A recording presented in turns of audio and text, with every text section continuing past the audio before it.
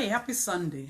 Once again, my name is Ola Adeshina, and I want to welcome all of us to my Facebook Live talk show.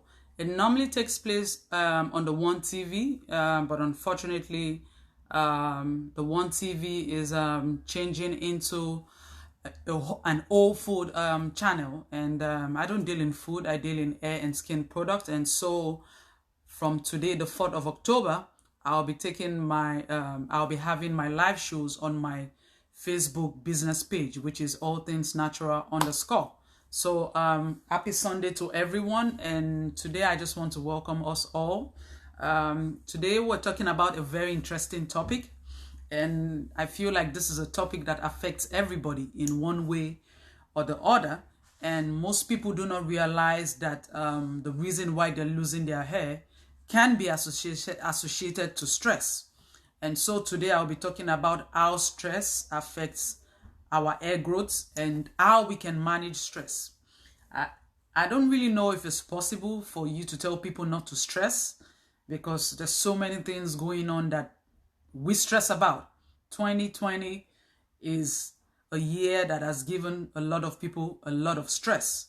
And it only takes the grace of God for us to be wherever it is that we are right now.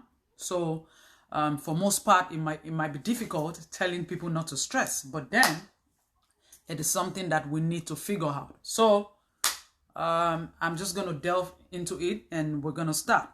How does stress affect your hair growth? Before I start explaining and telling us how it affects our hair, I just want to mention to us what is stress.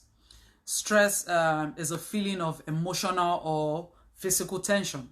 You might be feeling stressed emotionally, or you might be feeling it physically. So it's a feeling of emotion or physical tension. So, and our body reacts to stress in different ways.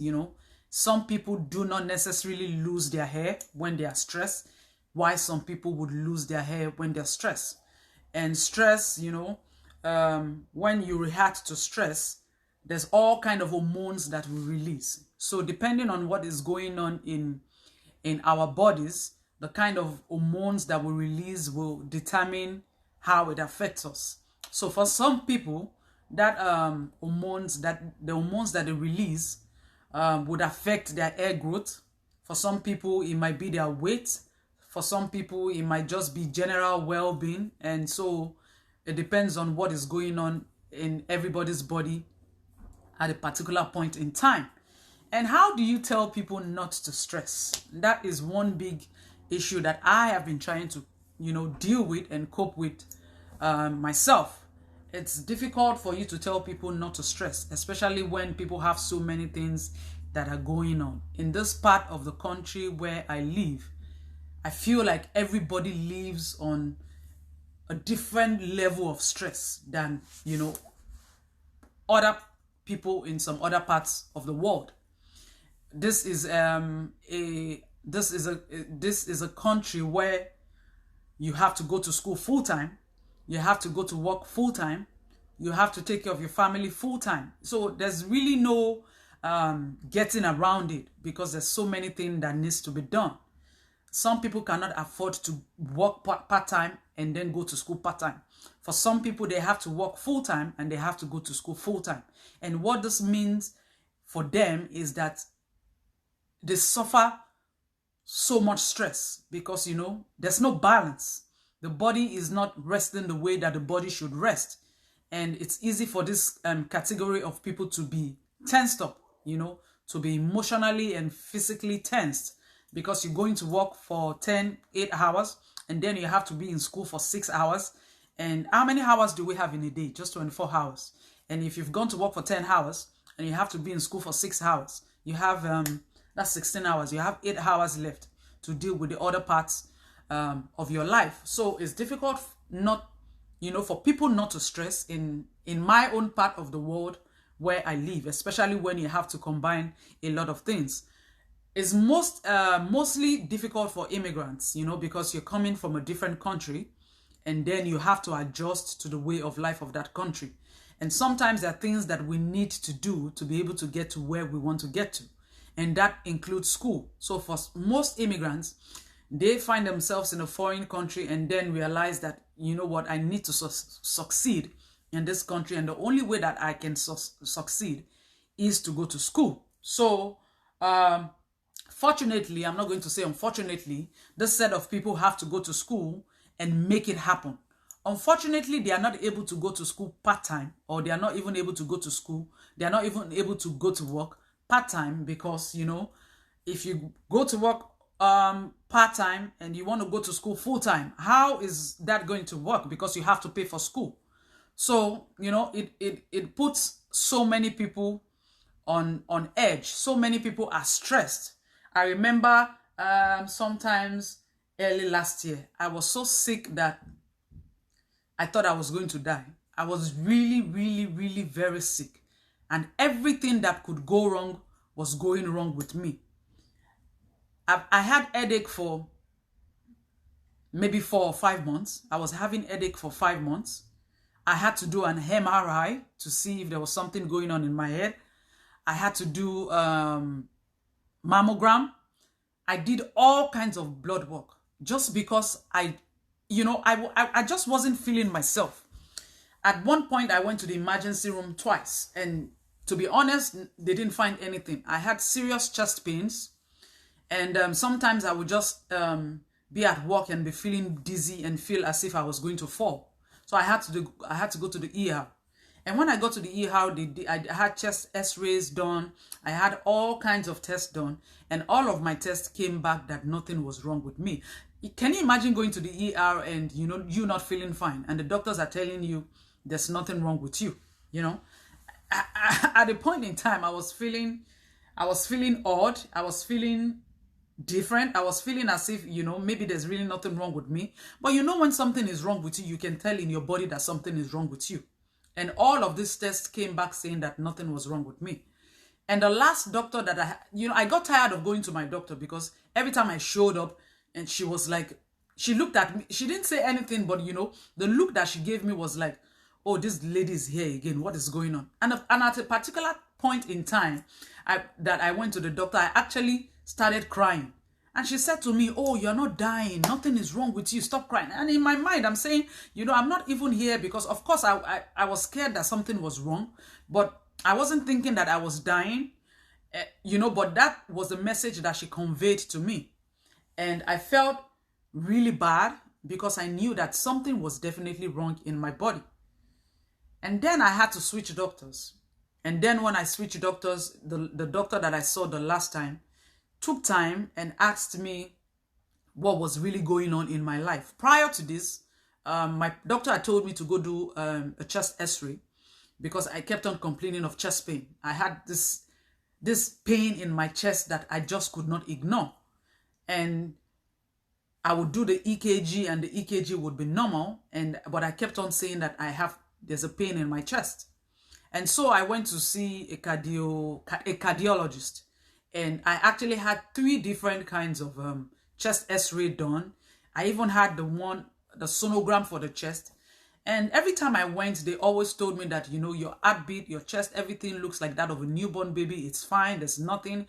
There was a particular point in time that one of the sonographers told me that my sonography scan was the best that she had seen on that particular day, and there was nothing wrong. So when I finally changed doctors and I went to this doctor and I showed him all of my blood work and showed him everything that I had done, the doctor looked at me and she was like, so everything has been good. So what is going on? I said, I really don't know what's going on. I've been having headache for 4 months. I've been having chest pain. I cannot close my eyes to sleep even when I feel sleepy. And then he asked me what my routine was. And so I started telling him of how I work overnight, and my overnight job started at 12 midnight. I'll go to work at 12 at night, and I was supposed to get off at 8. I started going to cosmetology school because there was just no way around the cosmetology school. It had to be full-time school. It wasn't something that I could do part-time. I was actually looking for something part-time, but I couldn't do it part-time. So I went to cosmetology school, and cosmetology school required that I was there 8 a.m. to 2 p.m. every day. So I went to my overnight job at 12 midnight. I actually got off at 8 o'clock. And school was supposed to start at 8, but there was nothing I could do about it. I always had to be late 1 hour Monday to Friday. So I would leave my job at 8 a.m. in the morning, just try and clean up as much as I could do at work, and drive 1 hour to where I was going to school. I would arrive at school at 9 a.m. in the morning. This was, the teacher would have taken notes 1 hour prior to my arrival. I would get there at 9 and I would be there till 2 p.m. And cosmetology school is not a school that you would just sit, you would just hope that you're sitting at your desk and you're taking notes. We only took notes between 8 when the school started and 9:30 a.m. And I got there at 9 in the morning. So every time I got there at 9, I had just 30 more minutes to take notes. And from 9:30 to 2 p.m., everything we did was practical. So you can imagine me going to work at 12 midnight, not being able to sleep, or I haven't even closed my eyes, and then I'm going to cosmetology school to be there from 9 a.m. to 2 p.m., standing on my feet, doing all kinds of things. And then when I left at 2 p.m., I would drive to my son's daycare. My son's daycare closes at 3 p.m. And it took me exactly 1 hour to drive back from cosmetology school to my child's daycare. So I would close at 2 and I would drive straight to my child's daycare at 3 p.m. and pick him up. When I pick my son up, my other sons get off the bus at 3:50.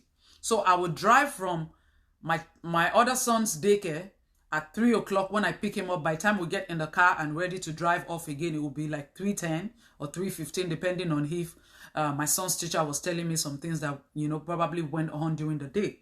So I would drive from my third son's daycare and get to the bus stop where my other sons would get off the bus. I would get there maybe around 3:40, and I would stay at the bus stop till 3:50 or 3:55 when the bus shows up. So at 3:50, 3:55, the bus gets there. I pick my other two sons. I come home and I start getting them ready. I check homework. I check maybe they have homework. They have projects that they need to do. I do that. I had another job that I was going to at 5 p.m. to 9 p.m. And so as soon as I pick my other two sons from the bus, sorry for the epistle, I'm just trying to lay a foundation to show you how stress affects our life and how sometimes we just cannot help it. So I would pick up my other two sons from the bus stop, and we would get back into the house at maybe around 4 p.m. So between 4 and 4:45, I would quickly do homework, give them if they want food and all of that, see what they have to do. At 5 p.m., it's time for me to go to my other job. At this time that I'm talking to you, I have no one staying with me or helping me. My husband works outside of New York, so it was gone most times for a week, sometimes for 2 weeks, sometimes for 3 weeks. So I was left with the boys, with 3 boys. So in between that period, when I have to do the homework, I make sure everything is done. I put them in the car, and then I go to my second job. Fortunately for me, my second job, even though it's a 4 hours job, is the kind of job that, I can leave my kids in the car, or sometimes, find somewhere to put them, because I have to leave my car in the person's driveway. And then sometimes I would leave my kids in the car and go into my job and set up whoever, the elderly man that I had to take care. I would take care of him and then go back into the car and sit with my sons. And sometimes when it's not comfortable with me doing that, I will have to drive my sons to a friend's house and leave them there. And so this was my schedule. I will be there 5 p.m. to 9 p.m. At 9 p.m., I'm back home trying to get the kids ready for school. And at 12 midnight, I'm ready to go again to work. So that was my lifestyle for 1 year.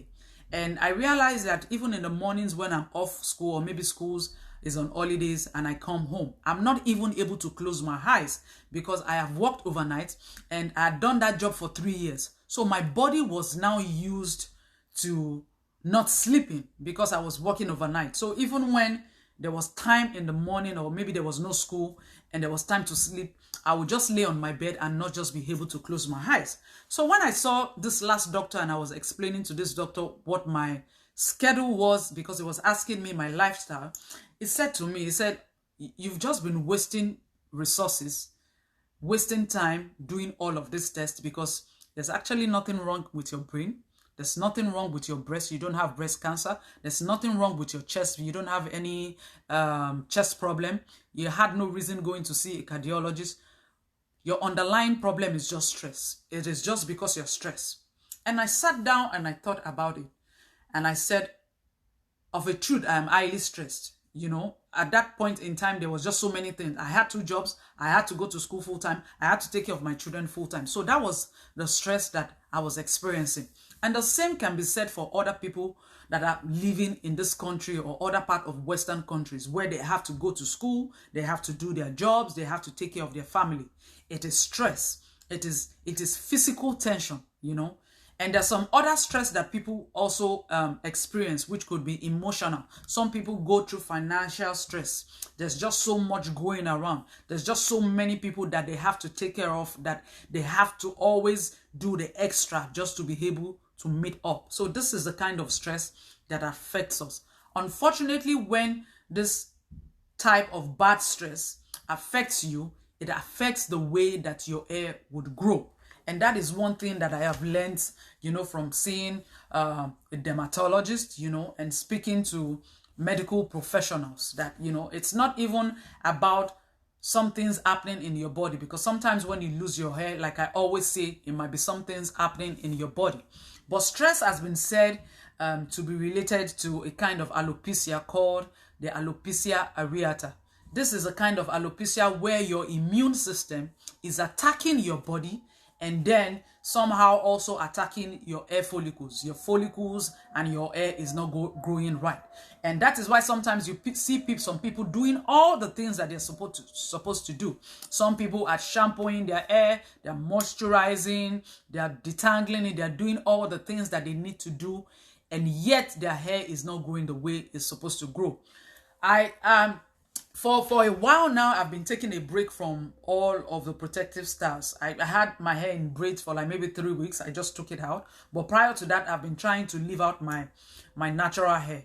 And for some people, it's the same thing that happens. Some people don't even do any kind of pulling. Some people don't get themselves involved in traction, alopecia, which is when you pull on the hair too much. Some people leave their hair, you know, naturally like that, and then you will still notice that their hair is falling off. They're losing the hair on their edges, and they're losing some hair, in some other parts of their body. I see this, and I've just come to the conclusion that, you know, it is stress. You know, if you don't have something that is happening within you, which I always encourage people to go out, seek out a medical professional and see what is going on within you. But if you have done that and everything comes clear and everything is clean, then it is time for you to just sit back and assess what is going on in your life, physically and emotionally. Are you stressed?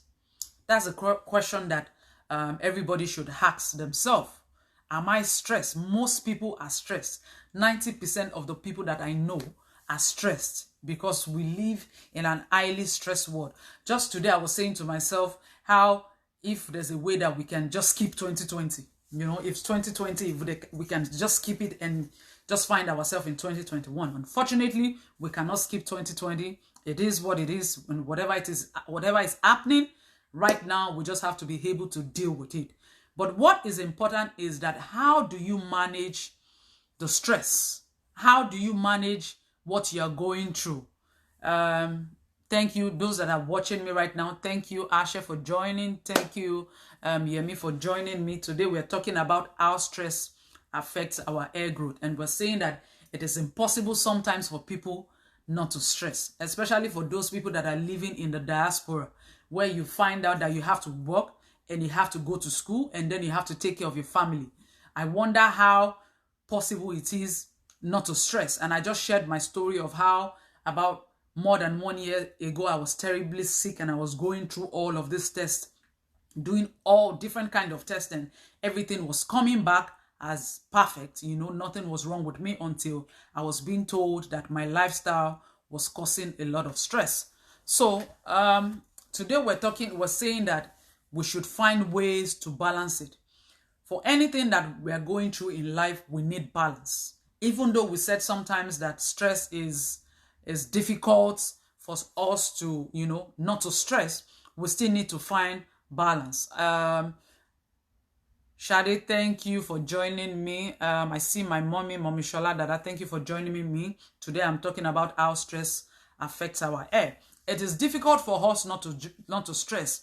And funnily enough, this afternoon I was sharing with my mommy Dada, that, you know, she was jokingly saying that there was no overtime at her job, and I was saying that thank God there's no overtime, because we all need to rest. So we need to find balance. We need to be able to find balance. If you have checked within yourself, you have seen a dermatologist, you have seen a trichologist, they've checked you and they said, oh, everything is good with you. It is time for you to check your stress level.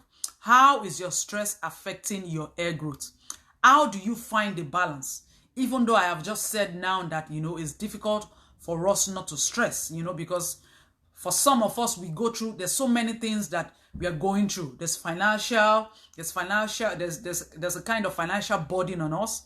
There's a kind of emotional, physical. There's so many things that we're trying to keep up with. So it's difficult for us not to stress. So how do you not stress? We just have to find a balance. Sometimes we have to do whatever it is that we need to do just to keep it moving. But I tell people that we shouldn't dwell on it. I had to go to school. I had to work full-time. I had to take care of my family full-time. That was just a period in my life. I had to do it because I had no choice, you know. And I realized that was the stage where I started noticing that my hair was really falling out, you know. And it took me a while to realize that stress was actually also contributing to it. And I just said to myself, you know, now I'm just going to take things easy. Now I am going to manage it. And how do you manage stress? Number one, we have to prioritize all the things in our life. We have to put a priority on all of that thing. In as much as we make a long list, let us do the ones that are important. And that is the thing that I'm learning right now. And that is one of the things that I'm saying to myself right now. I am going to prioritize whatever it is that I am supposed to do. I have realized that I cannot help the whole world. Unfortunately, there's no way that I can help the whole world. I cannot. In as much as I try and I want to be there for everybody, I cannot be there for everybody. And I have said to myself that I will choose myself above every other body, every other person and anybody. I will choose myself first, because I've always had a way of putting others in front of me and I put myself behind. So I said to myself, one way that I am going to attack stress is that I am going to pay attention more to myself. I am going to put myself in front. Every other person will be right behind me. If somebody needs to get married, if somebody needs to go to school, if somebody has to do this and whatever problems that I am faced with, I would first do me. When I do me and I feel like, okay, there's enough time for me to do you, I will be willing to do it. But I need to be able to take, you know, sit back and say to myself, it is time to love myself. It is time to take care of myself. I cannot be taking care of other people at the detriment of myself. And because I've just noticed that it puts a lot of stress, a lot of bad stress on me, you know. And I've said to myself, I'm not doing that no more. So we need to manage stress by first taking care of ourselves, by realizing what are those things that are my top priority. Put things in priority. If it's not important, I am not doing it now. Right now, I have a list of so many things that I want to do. But I've realized that the only way that I can get it done is to put them in order of priority. So one, I say this is the most important. I deal with this as it comes. I deal with the second one as it comes. You know, as against just piling everything on and trying to figure it out and trying to do it. I'm not doing that no more. And it affects you. It affects your hair growth. Because when you are stressed, your body is on alert. You know, your body is constantly on alert. Don't get me wrong, there's a good stress. The good stress is really good because when your body's alert, it makes you want to do more. The things that you need to do, you do it. But the one that is bad for us is a chronic stress. The one that knocks you out, the one that you cannot even close your eyes. You cannot even sleep. And that kind of stress is the one that affects us, that affects the way that our hair would grow. And the common type of alopecia that I was talking about that is related to stress is the alopecia areata. That is the one that when, there's an hormonal imbalance and then your immunity is down and your body start attacking your own body, your immune system, everything starts going wrong. And then it starts affecting your hair follicles. But what I've also realized with stress is that when you go through stress and then you find a balance and you find a way to manage it, your hair would normally grow back. If your hair does not grow back, then of a certain something else is going on. About 3 or 2 Sundays ago, I was talking of how I went to visit a dermatologist, and my dermatologist was telling me that they had to, make an incision on my scalp and scoop out some things and do a biopsy to be able to see exactly what is going on. And they started by looking at my blood work. Fortunately for me, my blood work came out very nice. But then my vitamin D levels was an 18, which was really very low. And my dermatologist was telling me that a low vitamin D can cause hair loss. But for those of us living where there's no sun, where is the vitamin D going to come from, How many sun did I see this year? And how do I get the vitamin D? The only way that I can get it is by actually taking the vitamin D tablet. So let us pay attention to ourselves. As long as you take a step back and manage your stress, your hair will definitely grow back. If it's not that your follicles are dead. Some people, their follicles is just dead. And that is why you see their scalp shining, especially when you see with men that are balding. The hair just refuses to grow because it's not external. It's something that is going on inside the blood. The follicles is dead. That's it. It's dead and done with. So that's the first thing that we have to do. Figure out what kind of alopecia is you're dealing with. Figure out, is this a medical problem? Is this something that is going on in my blood? Is this something, don't just come and buy oil from Oil Things Natural and be piling it on your head every day and be saying, oh, this oil is not working. I tell people the oil is just for temporary hair loss. It's not for the kind of hair loss that has to do with something that is going on in your body that a medical professional has to deal with. It's an oil that is good for just a temporary hair loss. So you need to figure it out. As long as you manage the stress, your hair should be able to grow back. How do you manage stress? For me, what I started doing is that I said apart from taking care of myself, taking a step back and reassessing what is going on in my life and in my body, because I tell you, I feel like since I came to this country, I've been tensed, I've been very tensed. And that is because, it's a change of environment. There's some certain things that I need to do to be able to get to the level where I want to get to, because I am an immigrant. I am different from every other person that was born in this country. For me, I have to put in the work. I have to do extra. And doing extra means that I have to develop myself. It means that I have to go to school. It means that I have to do the things that I need to do to be able to get to the level that I want to get to. Fortunately, unfortunately, that is what it is for every immigrant. We have to build ourselves. We have to build up ourselves. So I said to myself, I'm done with all of the things that I need to do again. There's no more school for me again. God forbid. I'm done with going to school. I am done with reading. I am done. I'm not reading anything again. That is me. I am done. Whoever wants to read again, to God be the glory for their life. I am no longer reading anything. But one way that I have said that I will deal with it, and one thing that I've started doing that I want to share with us, is that I started going to a massage, to a massage parlor. And the massage parlor that I go to, is they don't do ordinary massage. They do massage and acupuncture. So I've started going once every week. They actually told me to start coming twice every week. But because of my job schedule and because they are not open on weekends, I can only go on the days that I'm off. So that is one way that I have found that is relaxing. I go to the massage parlor. I'm there for 1.5 hours to 2.5 hours. They do a massage. They do acupuncture and all of that. And that is one thing that I encourage us to go and do, especially for those that are living in diaspora. Mostly our insurance will pay for it. All we have to do is call them and ask them, I have insurance. do you take insurance for massage? So that is one thing that I started doing. I decided that I was going to, relax, and I just started taking things easy. As I speak to you, I have so many things on my neck. I have so many things that I need to do. I have so many problems that I have to take care. But I've said to myself, I will only do the ones that I can do without stressing. Without stressing, I will do just what I can do. And that is it. And that is the approach that I want all of us to, to take today. I am not saying that hair loss is limited only to, happens only when you are stressed. Hair loss can be anything. You can be going through anything to be experiencing hair loss. For some people, it's just traction alopecia. And traction alopecia, like I said a couple of Sundays back, is just too much pulling.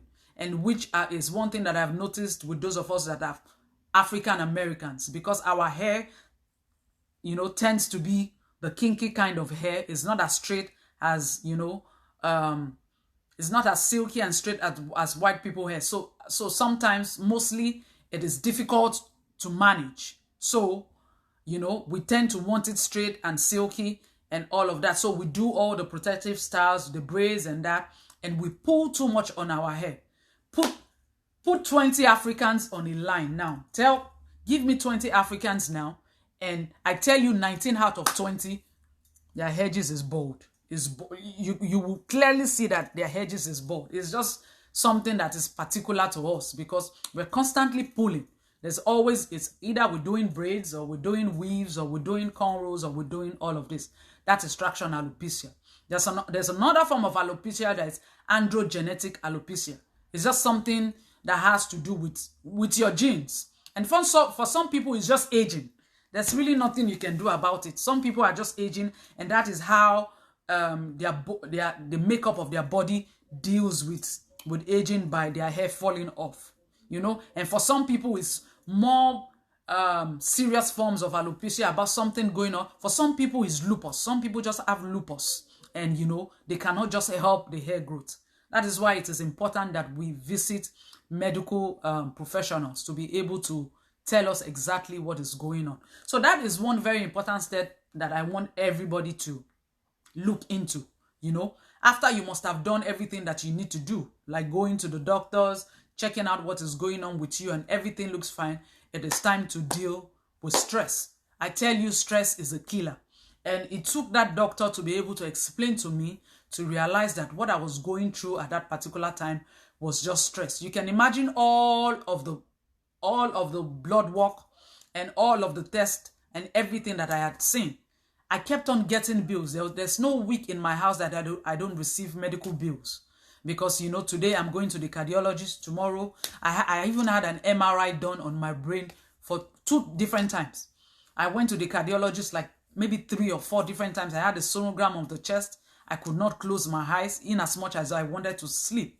I just could not close my eyes. I remember one day being at work and feeling dizzy, and I realized that I was just going straight down. And that day I found myself at the emergency room.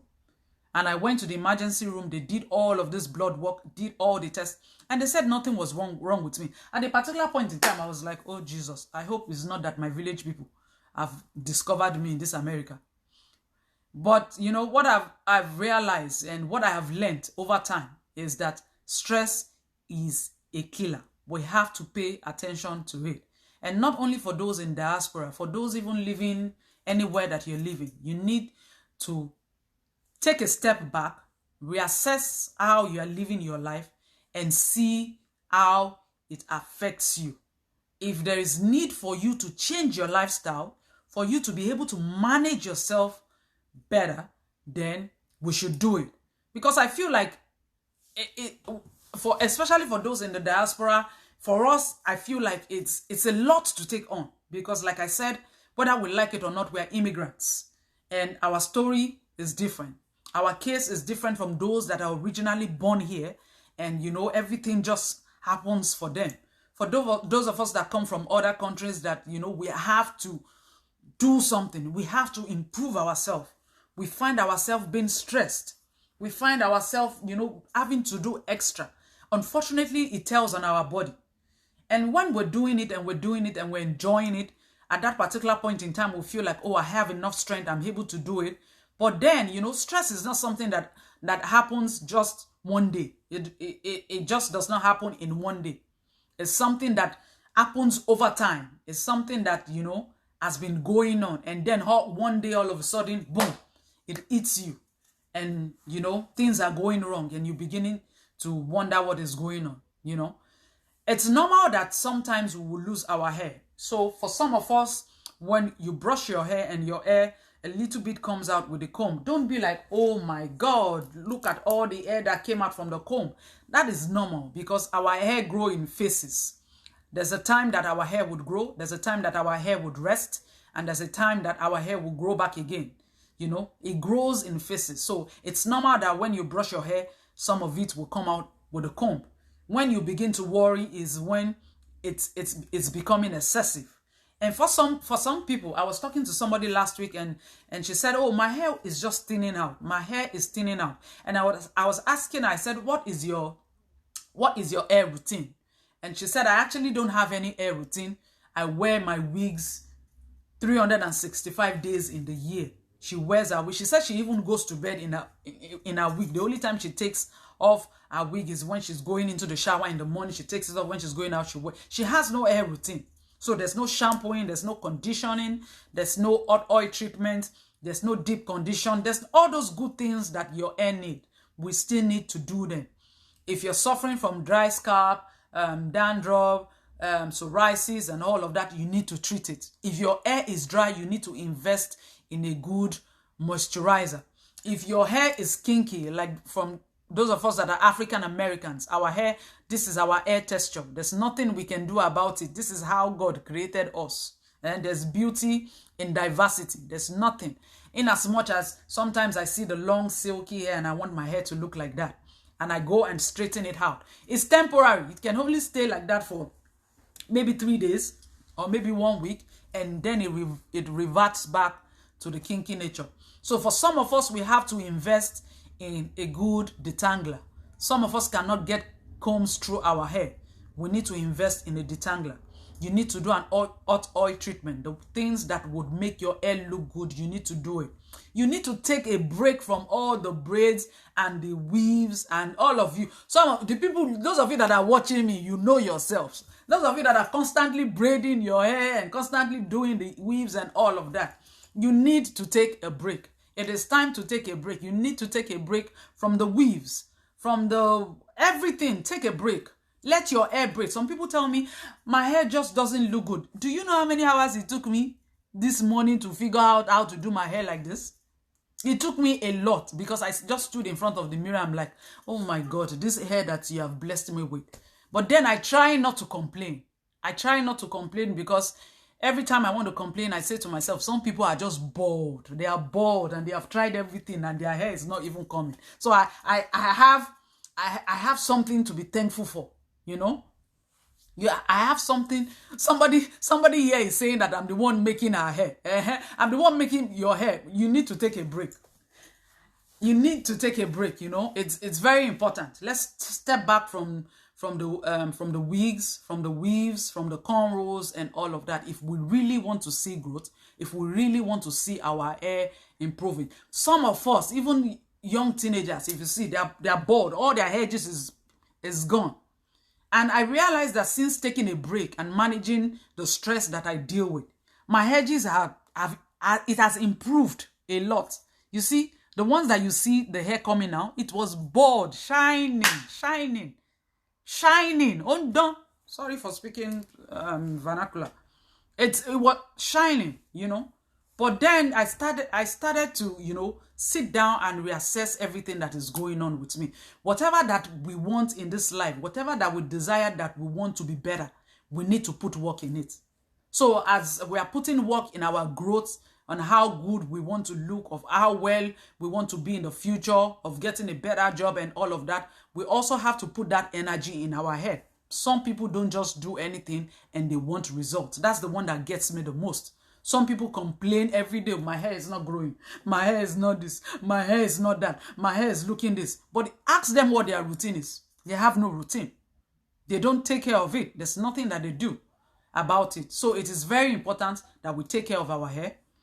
manage the stress that you're going through, because sometimes you would not know. I didn't know, you know, for me, I've dealt with traction alopecia. Thank God, you know, I'm past that level now. That for some people it's postpartum alopecia, and for some people it's just stress. Some people are just stressed, and stress is a killer, whether we like it or not. Because when you are stressed, your body is on high alert, and your hormones are just everywhere. Your hormones are just spiraling. It's everywhere, and you know, an imbalance in hormone can attack how your hair grows. It can attack your hair follicles. And I've said that as long as you manage your stress, you keep it under control, and your follicles is not dead, your hair should go. Regrowth should not be a problem. If the hair never grows back, then you know that beyond stress and beyond, you know, whatever it is that is going on, there's actually something going on that I need to do. And that is when it is time to see a medical professional. I'm seeing a trichologist right now, and the trichologist has asked me that she needs to see my blood work. You know, she needs to see, because it's not just about looking at my hair and looking at my scalp and saying, oh, your hair is dry, your hair. They need to know what is going on within you. So I am in the process also, because I've still haven't gotten to where I want my hair to be. I'm trying to you know, to make it better, and I'm doing all that I have to do to be able to do it. So, and that is just all that I have for us today. Stress affects the way that your hair grows, and you need to check it out. You need to know what to do. You need to be able to take a step back and deal with the stress. At the beginning, I said, how possible is it for us not to stress, especially in this year 2020? We all know what has been, you know, what we have been experiencing, what has been going on. So how is it possible for us not to stress? Some people have lost jobs. Some people have lost their businesses. So it is not, you know, it's not 100%, you know, when you tell somebody not to stress. Some people will stress because there's some things that they are dealing with. But the bottom line is that we need to find a balance. Because let us remember that it's only the living, that is only when you are living that you have hope. And as long as you are living, you have hope, you can do whatever it is that you set your mind that you want to do. But once you are dead and you are in the grave, if you allow stress to kill you, that's the end. There's no hope in the grave. It is only the living that have hope. So I encourage us to manage the stress. Manage it by exercising. Take walk. You don't have to walk for 2 hours. You can walk 30 minutes every day. Relax. If 10 people invite you to a party and you can only go to one, go to that one. The fact remains that we cannot satisfy everybody. If you go to all of the 10 parties, they will still complain. So what is the point? If this one asks you for $500, you're able to give $5. To God be the glory. Because if you give them the $500, they will still complain that it's only $500 that you give them. That is just the reality of life. So let's prioritize everything. Let everything be in priorities, and let us do the ones that are important. Let us take care of ourselves. Relax. If you need to, I said, we talked about massage. If you need to do massage, get into the habit of relaxing, you know, habits that are relaxing. Things that will not put you on the edge. Oh, I have to do this. I have to do this. Sit down, take a breather, and say to yourself, what is the most important thing that I need to do now? And then you see everything change. You will see everything transformed. And that will be it. So let's deal with the stress. When we deal with the stress, we would definitely, if it's not a medical issue that we are facing, we would definitely see improvements in, you know, in our lives. We'll see improvements in our lives, in our general well-being. We'll see it in our hair and all of that. There's so many things that we can take. There are herbs that are good for hair and for skin. There's biotin. There's so many vitamins that we have in the market. Let us not be lacking of vitamin C, vitamin B, vitamin D. Those are the things that help our hair to grow. Let us not be lacking in those things. If we need to take fruits, we take it. If we need to take proteins, we need to take proteins. Anything that we need to do to keep healthy, to help us to see change, we need to start doing it. Let's not just sit down and relax and just hope that magically things are going to happen. Nothing happens by magic. we have to be able to put work into it. And that is all that I have for all of us today. I thank you so much for joining. Everybody that joined me, Bolaji, Yemi, Mommy Dada, Bolade, Ashe, and so many people that I'm not able to see here. Thank you for watching. I hope that you have learned something important. I hope that you have not just listened, because sometimes, people listen and don't really listen. So I hope that you have listened and you have really listened, and you are going to take everything that I have said and work with it. And I pray that, everything works good for us. The first step for us to take, I encourage everybody to check their vitamin D level. Check your vitamin D level. Vitamin D is one major thing that can cause hair loss. Check your vitamin D level, work with it, deal with the stress, and God bless all of us. Thank you for joining me. Another 2 Sundays, I'll be live on my business page again. I'll be talking about something that is way, way, way more interesting. The talk show is no longer going to be holding on the One TV. The One TV, I had something going on with them, but now they're changing to another network. They're dealing basically with food now. But I appreciate God. I thank God and all the people that I've worked with on that page. For those that invited me, I thank God for the opportunity. And, they're just moving on and dealing with people that are involved in food. So all of the shows, it's 2 Sundays in every month, is going to be taking place on my business page. I encourage you to check out my my website, www.allthingsnatural. I use herbs to deal with skin and hair problems. And let's check it out. God bless all of us, and thank you. Bye.